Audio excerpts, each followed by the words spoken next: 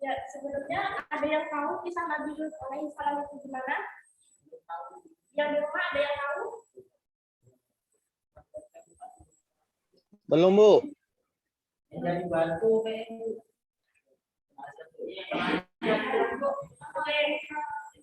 Ada yang mau menyampaikan kisah Nabi Lut? Ada yang sudah tahu?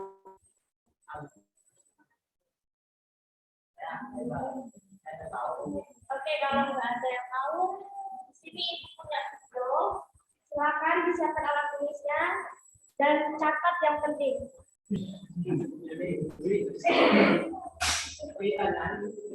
Yang di rumah juga ya, disiapkan alat tulisnya dan catat apa yang penting.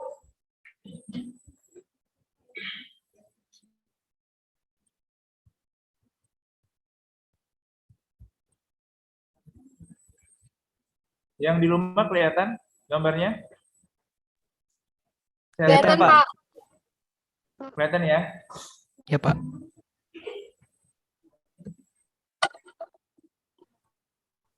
Bentar. Dia share-nya harus with sound.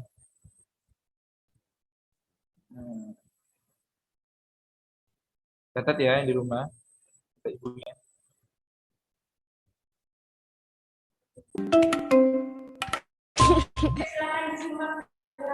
Kisah Nabi Lut alaihi salam.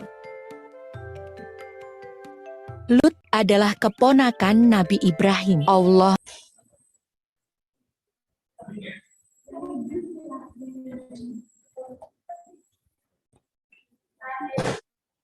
mengangkatnya menjadi nabi bagi kaum Sadum atau Sodom. Nabi Lut pandai bercocok tanam dan beternak. Ia hidup dalam kecukupan.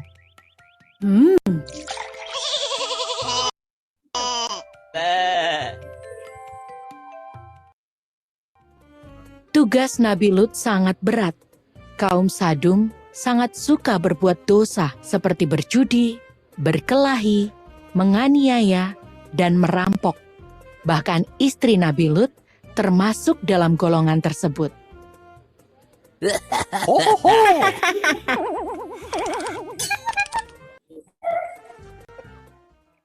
Dosa terbesar yang dilakukan oleh kaum Sadum adalah pernikahan antar sesama laki-laki. Hal ini belum pernah dilakukan oleh manusia sebelumnya.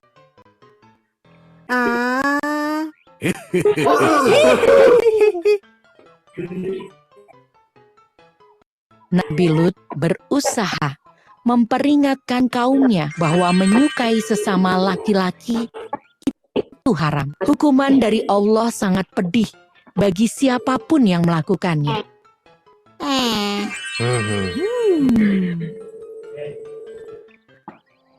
Kaum Sadum tidak percaya jika Nabi Lut adalah utusan Allah. Siang dan malam, Nabi Lut berdoa agar Allah memberinya petunjuk untuk menyadarkan kaumnya.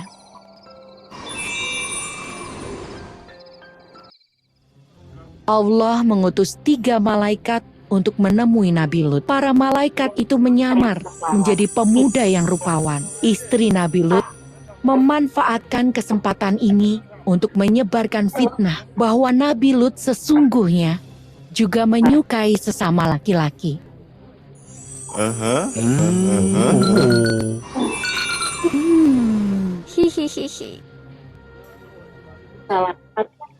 Salah satu tamu Nabi Lut berkata bahwa mereka adalah utusan Allah. Mereka datang untuk menyelamatkan Nabi Lut dari hukuman Allah yang akan menimpa kaum Sadum.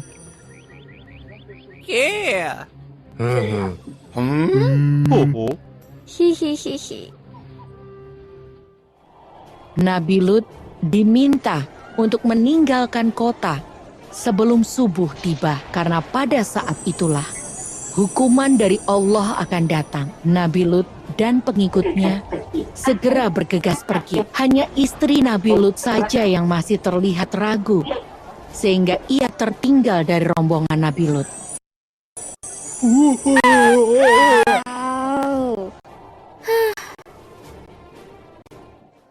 Kota Sadum hancur dilalap api dan dihujani batu-batu besar. Istri Nabi Lut ikut terbakar bersama kaum Sadum lainnya yang tidak mau beriman pada Allah Subhanahu wa Ta'ala.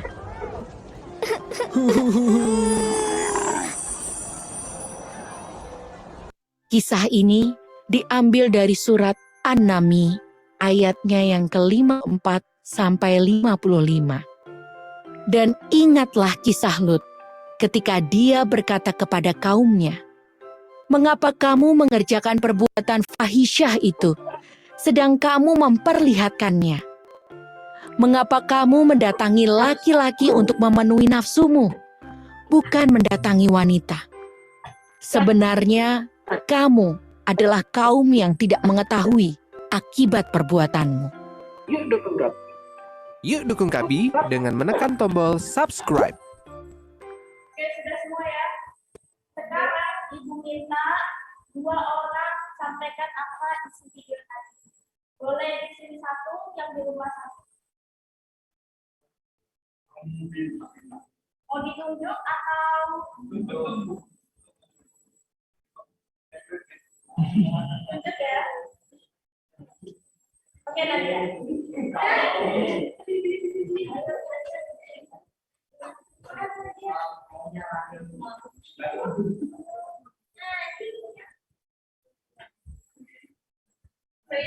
Cerita Nabi Lut. Assalamualaikum warahmatullahi wabarakatuh. Waalaikumsalam warahmatullahi wabarakatuh. Jadi dari video yang tadi cerita Nabi Lut yang masyarakatnya itu suka menganiaya, berkelahi, dan perampok. Terus dosa yang lebih besar yang mereka lakukan itu pernikahan lelaki sesama jenis. Laki sesama jenis. Laki sesama jenis, laki-laki. Terus datang tiga malaikat yang diutus oleh Allah untuk menemui Nabi Lut. Terus ketiga utusan tadi itu memberitahu Nabi Lut untuk meninggalkan kota sebelum waktu subuh atau petang hari. Terus istrinya tadi juga ikut karena ragu-ragu untuk meninggalkan kota. Jadi ikut karena bakar juga. Oke, berikan tangan untuk saya.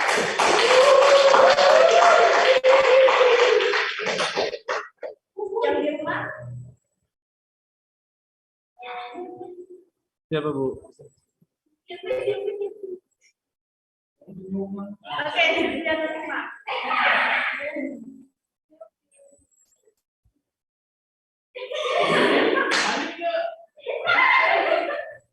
Ojan. Ayo Jan. Perwakilan nih Ojan. Yang dari rumah. Bagaimana? Sylvia dengar suara Ibu? Ya Bu, dengar Bu. Silakan disampaikan.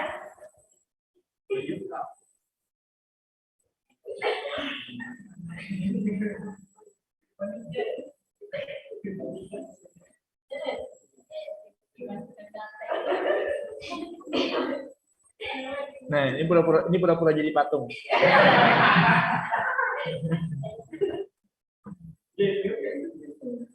Oke, mungkin Sylvia sudah lancarkan ya.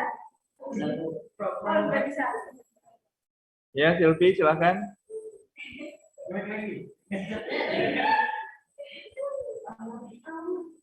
Disuruh ngapain tadi lupa.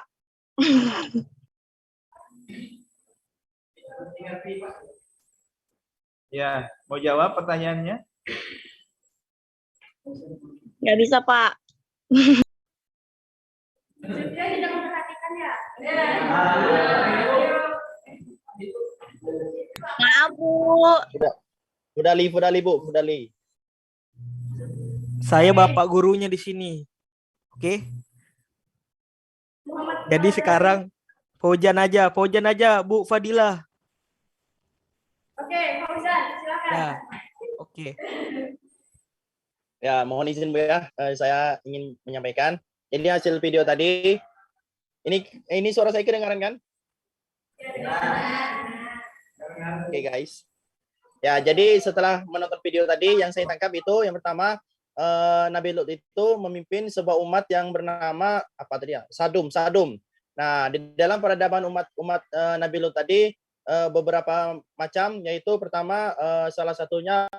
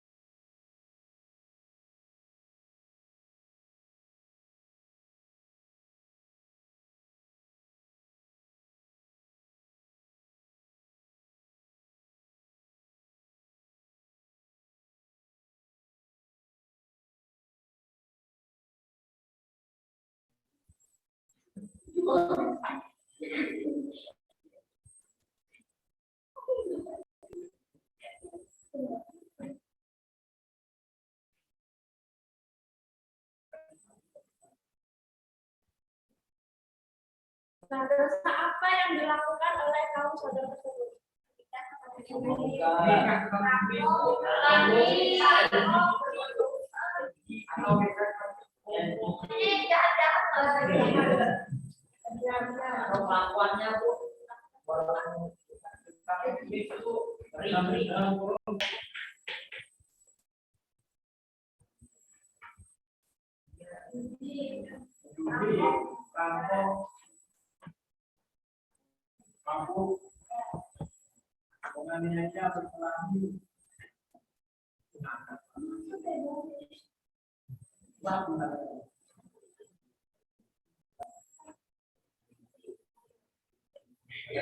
Nah, ini dosa terbesar yang dilakukan oleh kaum Sodom.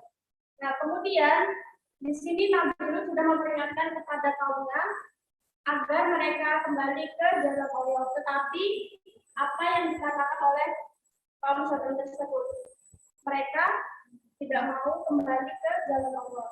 Sehingga Nabi Lut itu berdoa kepada Allah meminta petunjuk agar diberi azab kepada kaum Sodom. Nah, kemudian ada 3 malaikat yang dikirim oleh Allah untuk apa? Menemui Nabi Lut.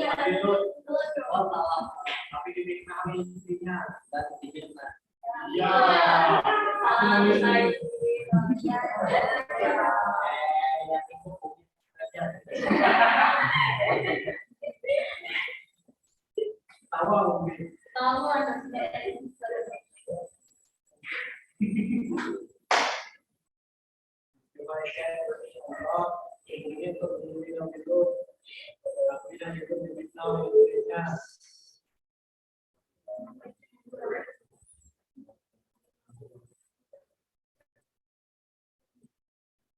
Nah, 3 malaikat ini diutus oleh Allah untuk menemui Nabi Lut untuk berbuat apa?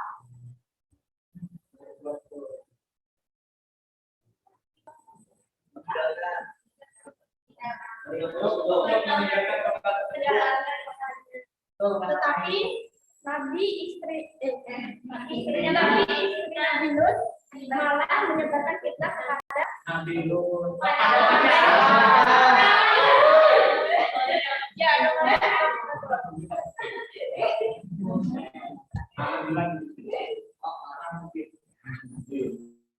Nah, kemudian Nabi Lut ini memberitahu kepada kaum Sodom, Nah, kemudian Nabi Lut ini meminta Allah untuk menurunkan azab kepada kaum Sodom, sehingga malaikat ini memberitahu bahwa Nabi Lut harus segera pergi dari wilayah tersebut untuk menjauhi azab tersebut. Nah, kemudian siapa yang ikut ke dalam golongan kaum Sodom? Istrinya.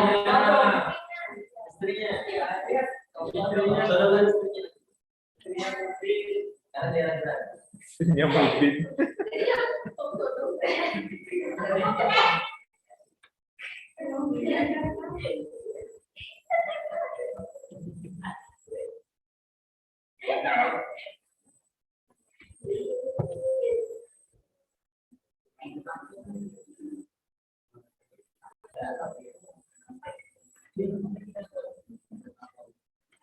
Oke, kisah Nabi Lut ini sudah dituliskan di dalam Al-Quran. Quran surah An-Naml ayat 54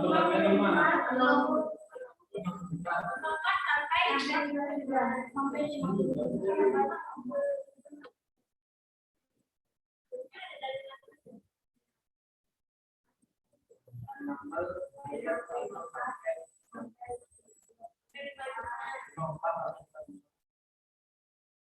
Oke, sudah paham saya kisah Nabi Lut? Sudah paham semua yang di rumah?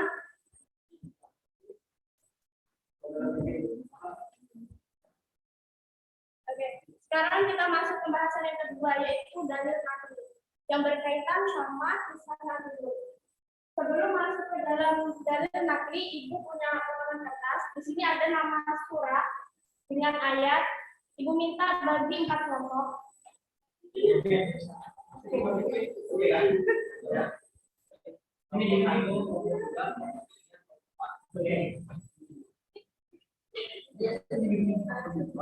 Oke, kelompok 1 siapa? Yang kedua menyesuaikan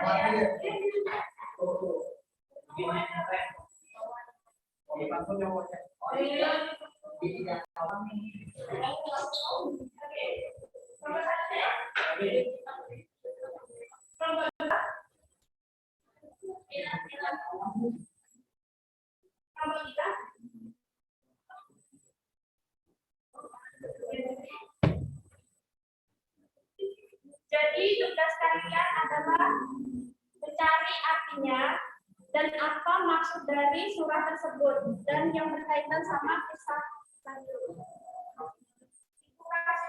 3 menit cukup? Ya, Cukup banget. Pakai kain ini dulu. Cukup? Oke, silakan didiskusikan.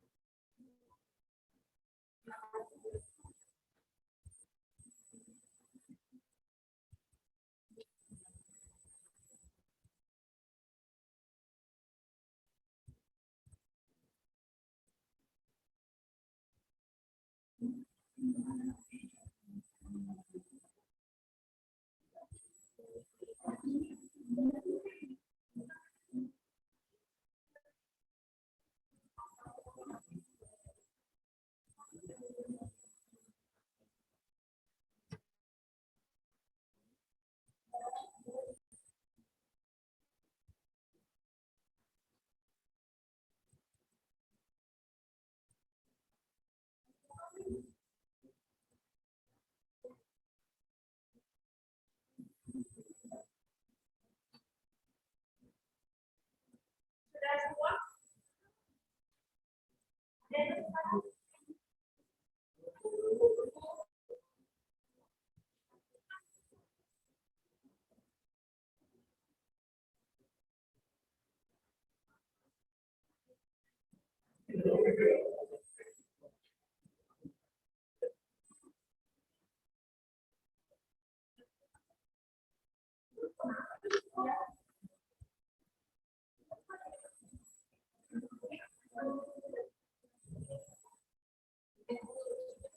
Sudah semua?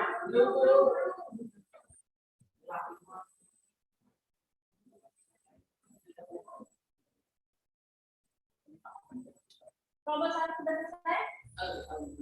Sudah. Kelompok 2? Kelompok 3? Kelompok 4?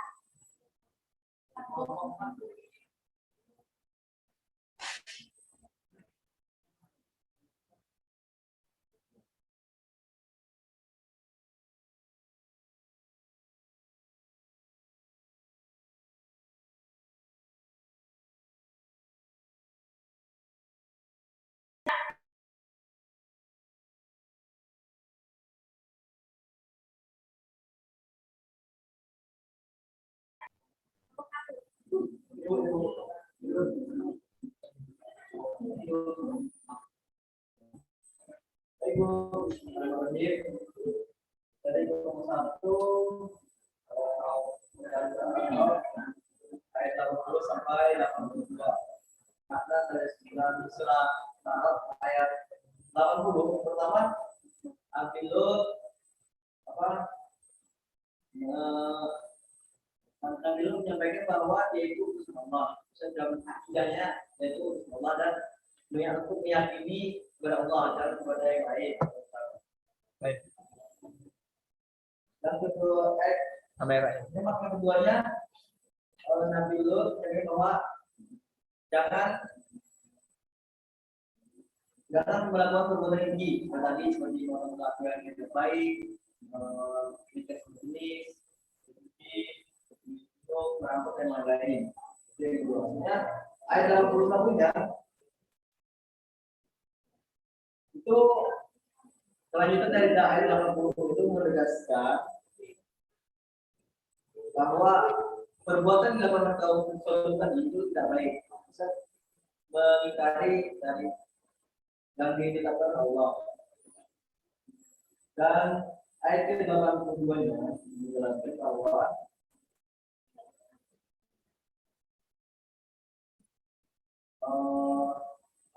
reaksi kaum Lut terhadap kecaman dan nasihat yang ditemukan oleh Nabi Lut yang dari alat-alat ini dan tidak dapat dibaca. Ya, ini kita bagaimana Nabi Lut memberikan dalil yang tidak mungkin bagi bangsa.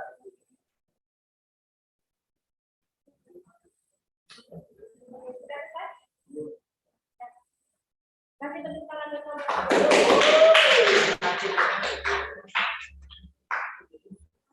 Silakan nomor 2.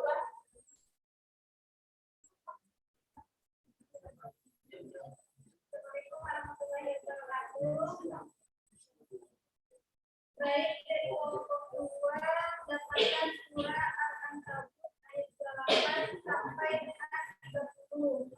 Adapun di sini arti dari ayat tersebut yaitu dan insyaallah ketika Lut berkata kepada kaumnya, sesungguhnya kamu benar-benar mengerjakan perbuatan yang amat keji yang belum pernah dikerjakan oleh seorang pun dari umat sebelum kamu. Apakah sesungguhnya kamu patut menjadi laki-laki, menyambut dan mengerjakan pembukaran di tempat-tempat?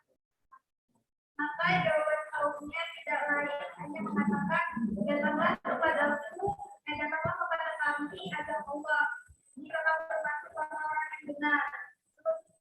Nabi Lut pun berdoa, ya Tuhanku, tolonglah aku di sini jelaskan dengan timpakan azab atau kaumnya yang berbuat denganku. Selanjutnya lanjutan ayatnya akan disampaikan oleh Sila. Ini kandungan ayatnya yaitu Allah Subhanahu wa Ta'ala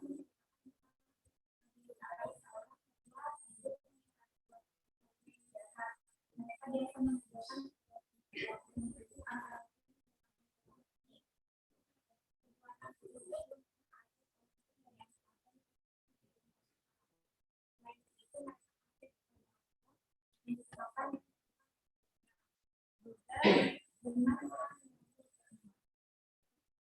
mereka menghadap orang.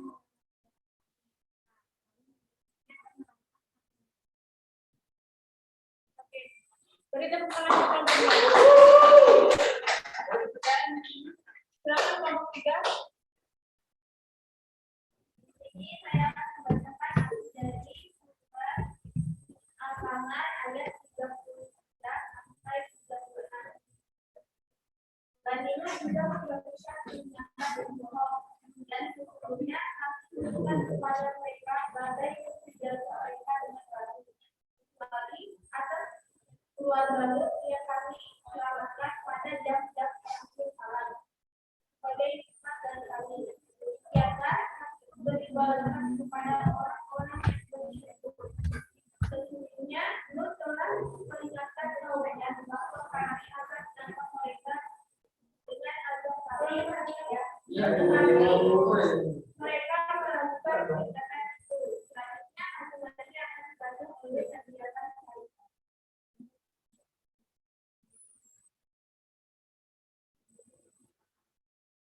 kaum Lut itu merupakan kaum yang dikuatkan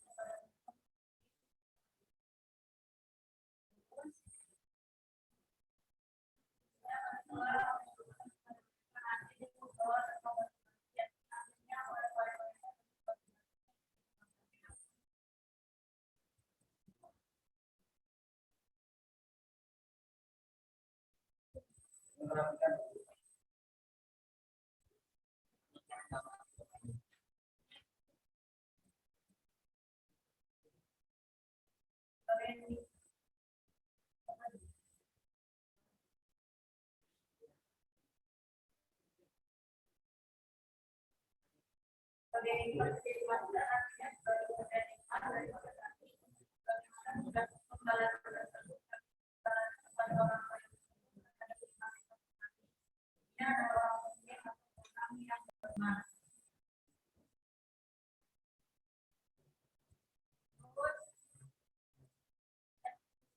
Dia telah memperingatkan kepada mereka yang belum kepada mereka agar kembali tetapi kepada mereka yang mereka menggunakan dan mereka membantah teman-teman mereka.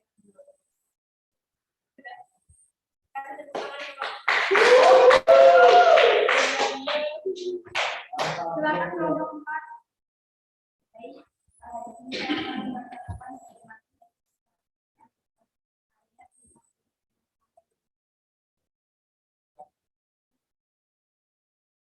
Sesungguhnya kami pasti menyelamatkan mereka semua. Sepertinya kami telah menunjukkan mereka termasuk orang tinggal bersama.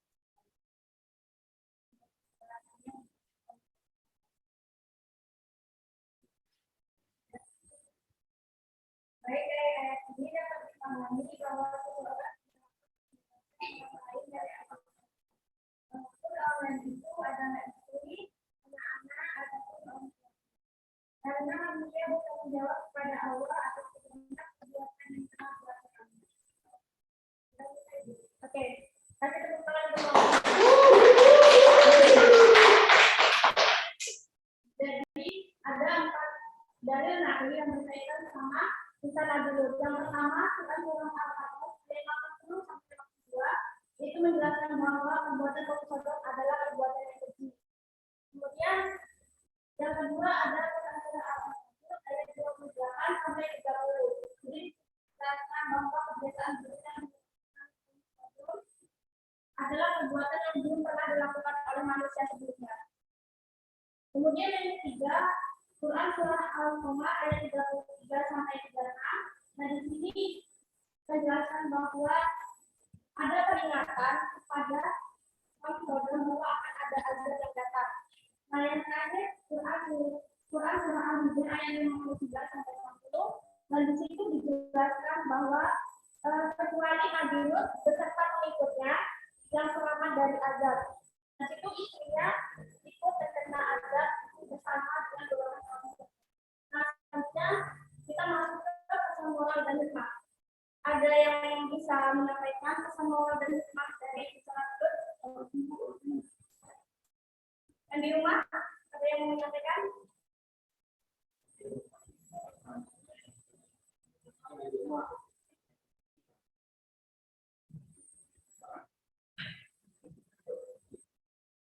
Coba dibuka buku paketnya tadi.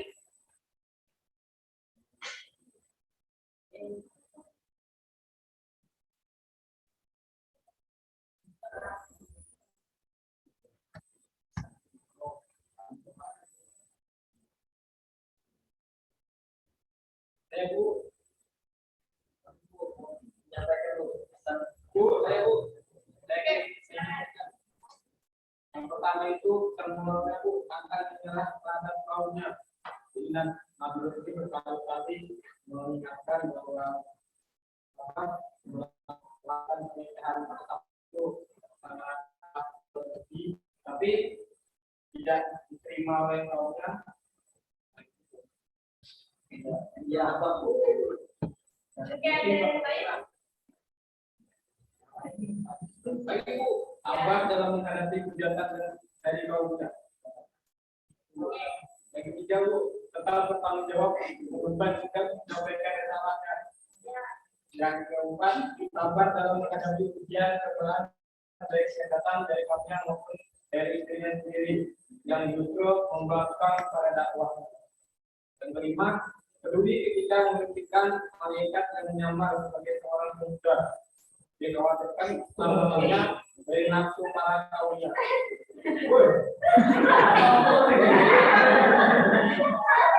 Jadi Bu, di Nabi Lut ini khawatir kepada 3 malaikat itu, bukan 3 malaikat itu berbaras jasa putih dan mulus. Jadi supaya mereka kaum makanya Nabi Lut ini sangat khawatir ketika mereka itu. Ada yang lain yang mau menyampaikan pesan moral? Yang perempuan ada yang mau menyampaikan? Atau yang di rumah ada yang mau menyampaikan? Di rumah nih. Oke, ada.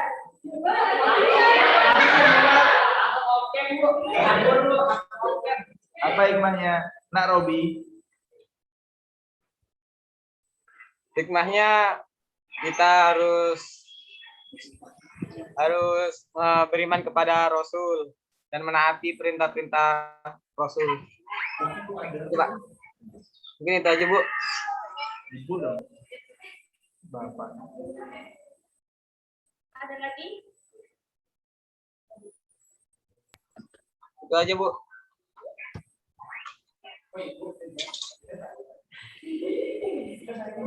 Tenang ya, tenang ya.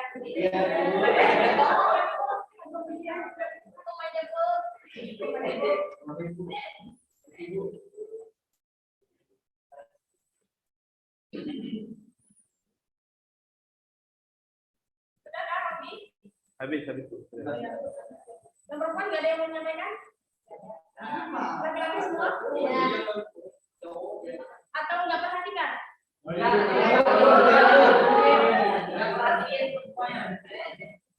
Coba ibu minta satu perempuan yang menyampaikan. Ada yang perhatikan?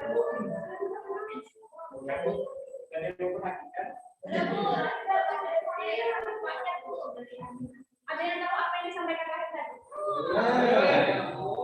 Jangan berdarah-darah.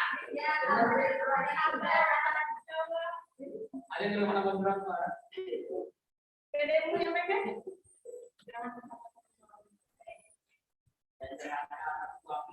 Oke, jadi di sini ada kita ambil garis di sana ya, ada 3 pesan moral dari pesan aku. Yang pertama, dari kegigihan Nabi Lut, betapa mengajak kaum sadar itu untuk meninggalkan perilaku yang merusak sampai kita jadikan teladan. Jadi perbuatan itu nggak boleh kita tiru ya. Jadi harus dijauhi. Yang kedua, cobaan dan rintangan dalam berdakwah bisa datang dari mana saja. Nah, Nabi Lut ini rintangannya yang datang itu adalah dari istrinya sendiri. Nah, terus yang ketiga, sikap membangkang terhadap perintah Allah dan tidak mau bertobat dapat menyebabkan manusia tertimpa azab. Jadi kaum saudara itu dapat azab dari Allah ya. Nah, ini paham semua? Paham. Tadi ya satu? Enggak. Oke, satu lagi ya. Sekarang kita masuk ke Ibrahim. Kita ada waktu. Ini ada yang mau menyampaikan? Jadi drop dari cerita Nabi Lut ini perbuatan homoseksual ataupun lesbian itu adalah perbuatan amat munkar, tolak keras oleh agama Islam, tidak bisa diterima oleh agama jika dihukum. Bahkan kaum Nabi Lut menantang Nabi-Nya untuk minta didatangkan azab oleh Allah Subhanahu wa Ta'ala kepada kaumnya karena telah memberikan pencerahan terhadap kaum Nabi Lut bahwa perbuatan mereka itu adalah perbuatan yang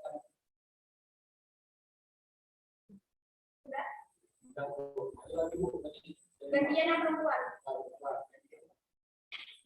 Silakan.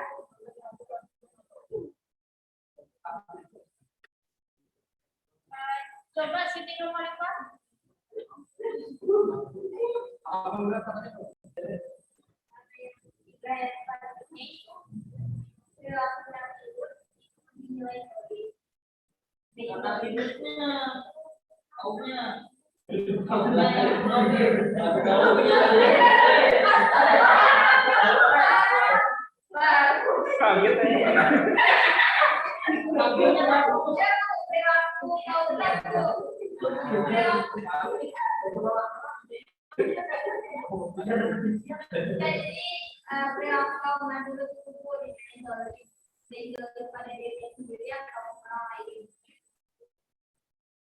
Banyak riset menunjukkan mengenai adalah pemasukan sama jenis melalui perilaku anak yang oleh yang tadinya perilaku menadibut itu muslim, artinya berbentuk keterlaluan atau melampaui batas dan kewajaran normal. Ya, Bu. Oke, beri tepuk tangan untuk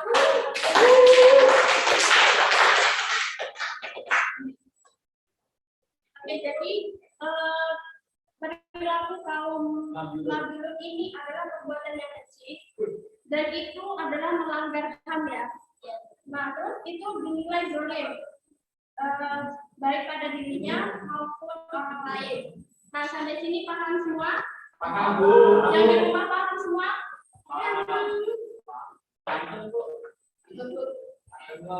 Oke. Semuanya sudah paham ya? Dari kisah Nabi Lut, dari pesan moral dan hikmah sampai itu. Paham, Bu. Sudah paham semua? Paham, Bu. Oke, kalau sudah paham semua, itu untuk pelajaran hari ini. Kita lanjutkan minggu depan. Selanjutnya di sini akan disampaikan oleh Bapak Fudadi. Mohon maaf apabila terdapat kata-kata yang tidak berkenan di hati para ibu. Mohon maaf. Assalamualaikum warahmatullahi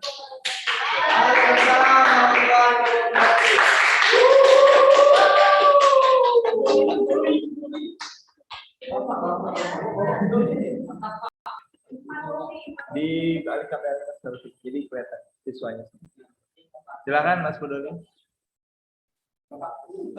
Baik, anak-anak saya ambil alih ya di sini. Jadi sebelum itu saya mau menyapa dulu nih buat yang di rumah maupun yang di sekolah. Mulai dari yang di rumah dulu ya. Baik anak-anak yang di rumah, selamat siang. Siang, Bu. Pagi, siang, pagi, Pak. Pagi, Pak. Masih ada Siang, ya? Pak. Masih ada ya? Oke, oke. Sore, Baik, Pak. sekarang yang di sekolah. Selamat siang anak-anak. Oke, berarti masih fokus ya. Ya, jadi baik anak-anak sekalian, tadi kan kalian sudah paham dan menyimak tentang kisah teladan Nabi Lut yang dijelaskan oleh Ibu Fadila tadi, mulai dari kisahnya, dalil naklinya, pesan moralnya dan manfaatnya sampai ibrohnya. Nah, sekarang Bapak punya masalah nih buat kalian yang harus kalian jawab atau selesaikan. Jadi kan harus ada oleh-oleh gitu. Bagi habis pelajaran, Bapak mau kasih oleh-oleh gitu buat anak-anak dan harus diselesaikan gitu. Jadi didengarkan ya masalahnya. Jadi masalahnya ini kan kita menetap di Indonesia nih. Nah, terus di Indonesia itu sangat dilarang keras bagi kaum LGBT. Ada peraturannya di undang-undang, apalagi di agama gitu, sangat dilarang keras bagi kaum LGBT. Nah, masalahnya di sini, jadi apabila ada keluarga kalian, atau sahabat kalian, atau teman jauh kalian, atau teman dekat kalian yang terjerumus atau mengikuti kaum LGBT tersebut, apa perilaku yang kalian tunjukkan gitu ke mereka? Sebagai kalian ini posisinya sebagai orang yang mempunyai akhlak yang baik. Bisa didengar masalahnya? Ya.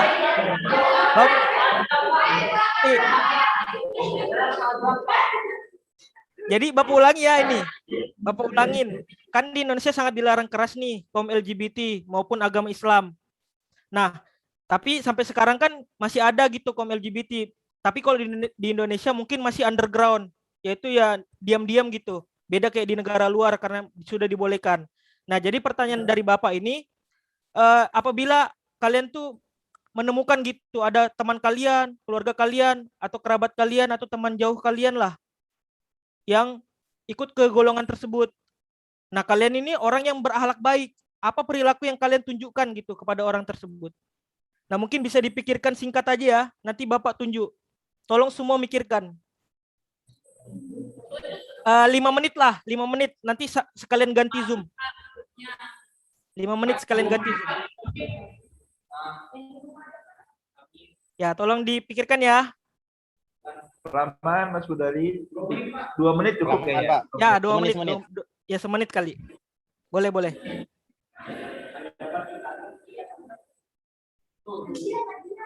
Baik, baik, sudah Bapak pilih, Bapak pilih, baik. Sudah siap? Ya, siap Pak. Oke, ya udah, Bapak pilih ya. Jadi Nur Mubin, coba apa perilaku yang Nur Mubin keluarkan?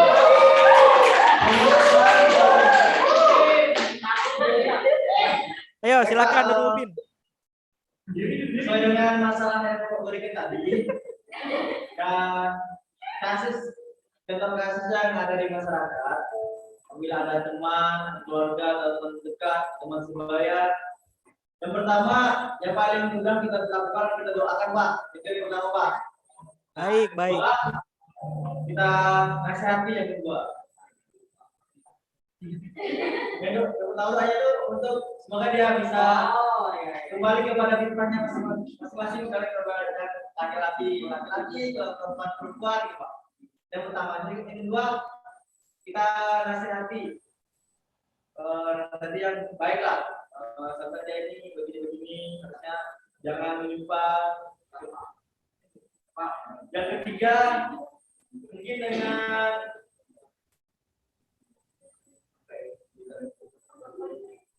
lebih ke yang ketiganya mungkin lebih ke memberikan bimbingan psikologi Pak. Bimbingan, oh ya sudah, baik, baik. Tepuk tangan dulu dong buat Mubin. Ayo tepuk tangan dulu dong.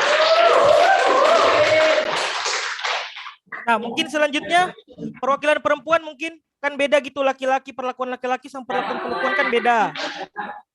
Nah, mungkin ada perempuan mungkin perwakilan Yuyun, Nurrahma atau siapa? Yang di rumah Silakan. katanya Pak. Oh, yang di rumah. Yang di rumah, ayo silakan. Pojan. Jamilah. Jamilah. Ayo Jamilah. Ya, Jamilah mungkin. Ini ya. Ayo ya, silakan Jamilah. Jadi menurut saya itu yang pertama menasehati mereka dengan bijaksana dan juga lemah lembut. Tapi kalau misalkan kita tuh nggak berani, kita bisa menyerahkan dan mengadukannya pada orang yang lebih dewasa yang kita anggap lebih bijak gitu. Terus yang kedua itu tetap berusaha dengan berdoa agar mereka mendapatkan hidayah. Mungkin itu saja dari saya. Oh, baik, tepuk tangan dulu dong buat Jamilah. Nah, baik anak-anak, kembali lagi ya ke Bapak. Jadi semua jawaban tadi itu sudah benar. Nah, tapi jika kalian nanya gitu ke Bapak, Pak, bagaimana sih kalau perlakuan Bapak gitu kalau ketemu orang seperti itu? Nah, Bapak jelaskan ya. Jadi menurut Bapak itu ada 3 kalau menghadapi orang seperti itu atau menyadari orang seperti itu. Tapi sebelum kita ketiga ini, kita harus tahu dulu orang yang kita mau kritik atau beri saran itu seperti apa. Karena tidak semua orang yang ada di dekat kita itu mau dikritik atau diberi saran. Nah, jadi langsung saja ke tipe yang pertama. Apabila kita ketemu orang seperti ini itu teman dekat kita atau ya kerabat kita atau keluarga kita. Nah, mungkin kita bisa tanya dulu ke dia, kenapa sih bisa masuk ke golongan tersebut? Nah, setelah tahu alasannya, kita beri dia 2 pendekatan. Ya, yang pertama pendekatan keagamaan. Ya, sama seperti Jamila tadi, bisa kita menyuruh orang yang bersangkutan berkonsultasi dengan ustadz atau ustazah yang ada di daerah. Kemudian pendekatan yang kedua adalah pendekatan medis atau psikologis, yaitu menyuruh orang yang bersangkutan tadi atau orang yang masuk ke kaum LGBT tadi untuk berkonsultasi dengan dokter atau medis. Kemudian tipe yang kedua. Oh, ya. Masih dengar anak-anak? Dengaran. Baik. Tipe yang kedua apabila kita ini tidak mengenali orang tersebut atau orang jauh. Misalnya saja teman sekolah kita atau teman jauh kita lah di sekolah, kita tidak terlalu kenal dekat. Nah, mungkin solusi kita yaitu kita bisa memberitahu guru BK kita. Biar guru BK-nya nanti yang akan berkonsultasi dengan orang tuanya. Orang tua murid yang bersangkutan tadi. Terus tipe yang ketiga, kan tidak semua orang nih mau memberikan saran atau kritik. Nah, mungkin Pak, ini aja kali Pak. di Zoom-nya. Siapa yang ganti ya? Ya. Kita stop dulu baru lanjut lagi gitu ya? Ya, baik Pak. Sebentar. Oke. Tuh.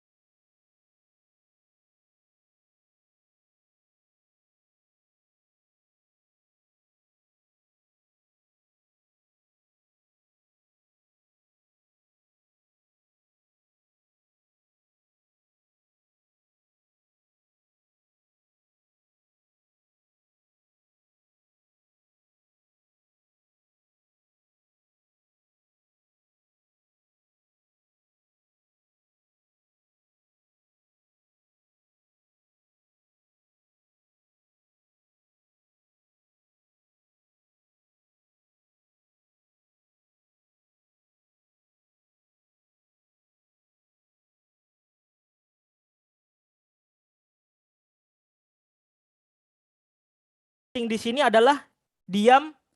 Bagaimana cara kita ini, yang penting diri kita aja gitu. Diri kita jangan sampai kita memproteksi diri kita agar tidak terjerumus ke dalam golongan tadi. Nah, baik, mungkin itu jika kalian bertanya bagaimana kalau perilaku yang Bapak keluarkan gitu kalau menemui orang yang seperti itu. Baik, sedikit penguatan lagi. Jadi hari ini kita tadi mempelajari akidah tentang Nabi Lut. Sangat banyak pesan moral dan manfaat yang bisa kita ambil. Nah, dari sini kita bisa mempelajari azab Allah itu bakal selalu ada bagi orang yang tidak melaksanakan perintahnya. Dan yang paling utama itu Bapak berpesan buat kalian semua, anak-anak Bapak, bagaimana caranya kita itu selalu memposisikan diri kita agar selalu konsisten dan istiqomah untuk menjadi orang yang mempunyai akhlak yang baik. Nah, mungkin sekian yang bisa Bapak sampaikan pada hari ini, mewakili Ibu Fadila dan Ibu Nabila. Baik, kita tutup pembelajaran pada hari ini dengan membaca hamdalah dan surat kafaratul majelis. Alhamdulillah. Subhanakallahumma wa bihamdika asyhadu an la ilaha illa anta astaghfiruka wa atubu ilaik. Baik, assalamualaikum warahmatullahi wabarakatuh. Waalaikumsalam warahmatullahi wabarakatuh. Alhamdulillah, Masya Allah. Luar biasa. Kalau begini sih saya sangat optimis ya. Dengan kemampuan, kapasitas, kredibilitasnya teman-teman di lokal ini seperti itu. Semakin tingkat kelompok yang maju itu semakin menjadikan kelompok-kelompok sebelumnya itu adalah pengalaman gitu ya, sehingga ketika maju lagi akhirnya mengisi kekurangan tersebut. Nah, sehingga nanti kalian akan melihat dan menjadi seorang guru yang sempurna nantinya untuk mengajar seperti itu. Dan mahasiswa sekalian yang berbahagia, tentu siapa sih namanya? Fadila ya. Fadila ini kalau jadi guru ini memang dingin gitu ya. Ya Anda bisa rasakan kan? Takut gitu kita kalau mau ngomong tuh kayak gimana gitu ya. Nah, apa namanya? Memang yang dilakukan ketika mengajar pendidikan SMA itu adalah seperti yang sudah dilakukan tadi, memberikan masalah. Artinya memberikan pemikiran-pemikiran seperti itu. Lalu memberikan masalah tadi gitu ya. Memberikan masalah tanpa masalah. Itu memberikan solusi apa sih? Si siapa namanya? Dilengkapi juga dengan yang online tadi siapa sebelumnya? Yang online tadi Nabila ya. Nah, Nabila juga itu menyampaikan. Lalu disempurnakan kembali dengan namanya mirip-mirip Fadilah ini ya. Tadi Nabila di Fadilah. Nah, Nabila, Fadilah, Fudali gitu ya.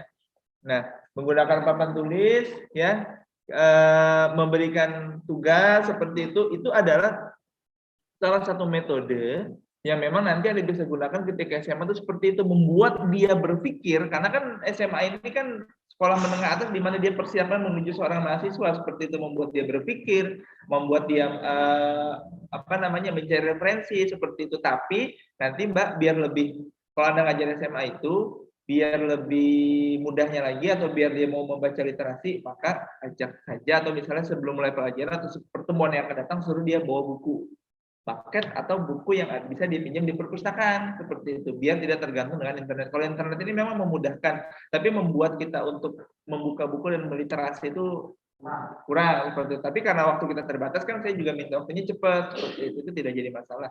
Kapan terus digunakan dengan baik, membuat dia menyimpulkan, membuat dia menulis. Nah, sehingga siswa itu merasa terlibat gitu. Itu sesuatu hal yang sangat baik seperti itu.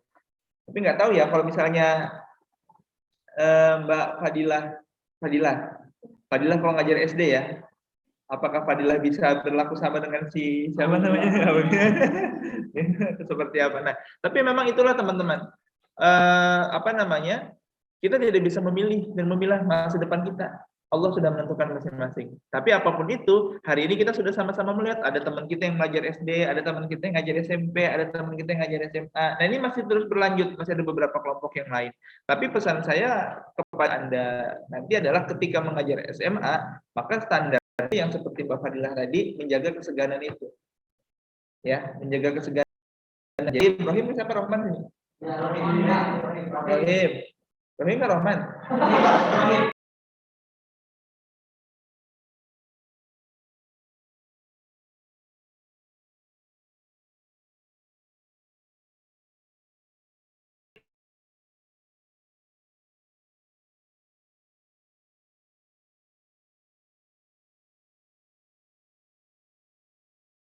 Apalagi misal tukar-tukar nomor WA, kadang mohon maaf ya, banyak godaan ya. Anda harus tetap menjaga. Tapi setelah PPL selesai terserah Anda. Ya, tapi kalau semasa PPL itu ya apalagi yang perempuan nih, ya digoda-godain sama ibunya cantik.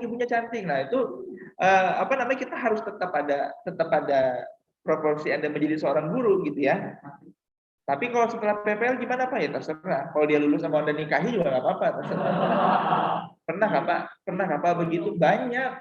Banyak mahasiswa saya lulus S1, dia lulus S1 kan karena kalau SMA itu kan dia lulus SMA, dia lulus S1 nikah habis itu banyak.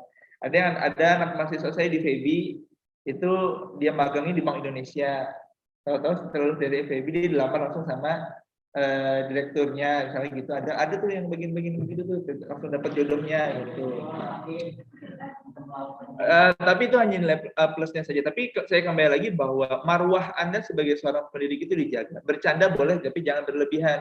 Mubin kalau bercandaan sama Rohim itu jangan di depan siswa. Ih bungulnya ikan, kamu bungul juga. Nah, itu jangan. Itu dijaga.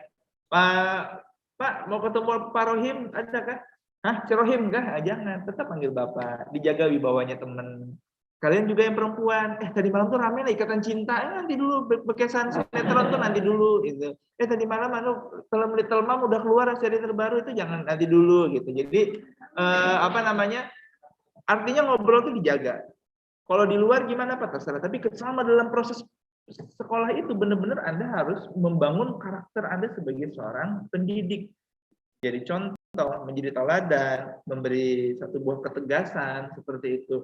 Menegaskan, mengulang kembali materi yang tadi seperti itu ya Mbak Nabila ya. Mbak Nabila nanti ketika Anda mengajar SMA sudah bagus pembawaannya, tapi kalau misalnya ada siswa-siswi yang ini jangan direspon, siswa yang seperti itu jangan respon gitu, karena kalau Mbak Nabila ini karakternya kan dia ngomong juga nih, sebenarnya ngomong itu dia mengayomi gitu. Tapi kalau semuanya diayomi juga berbahaya. Misalnya Mas Rohim ngajar SD, ya kan, ngajar SD gimana? Nah, usap kepala tuh boleh sebenarnya, tapi kalau corona nggak boleh ya sekarang.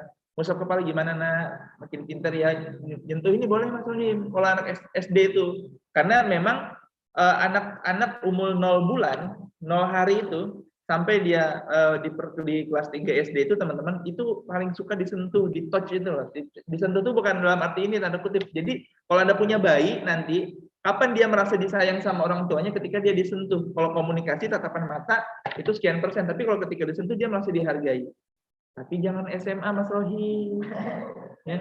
Ya, gimana nak hari ini sehat ya kabarnya ya. Cewek lagi digituin jangan. Ya, jangan. Gitu.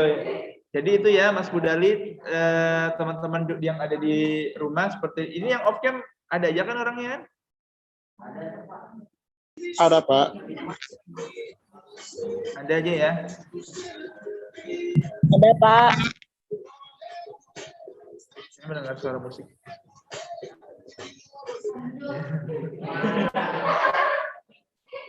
Ya. Semoga suara saya lebih besar daripada suara musiknya ya, Mas Joshua Andi. Jadi itu ya teman-teman. Kita akan semakin melihat. Nanti di pertemuan ke-15 baru kita akan simpulkan, kita evaluasi seperti itu. Semoga setiap pertemuan ini menjadi pembelajaran.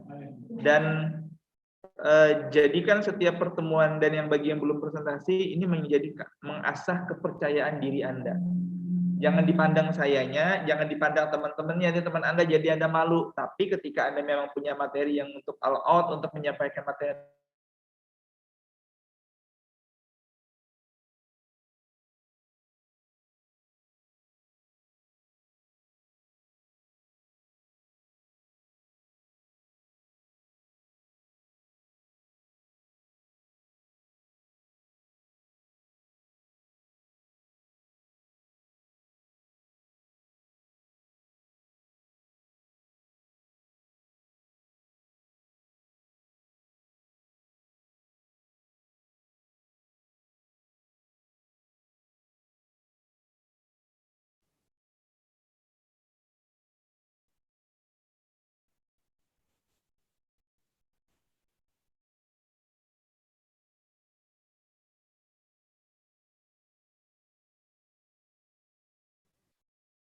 Ya gitu.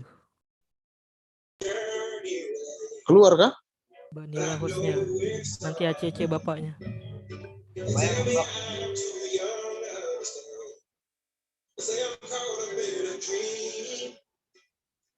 will pass me by if I don't open the fire.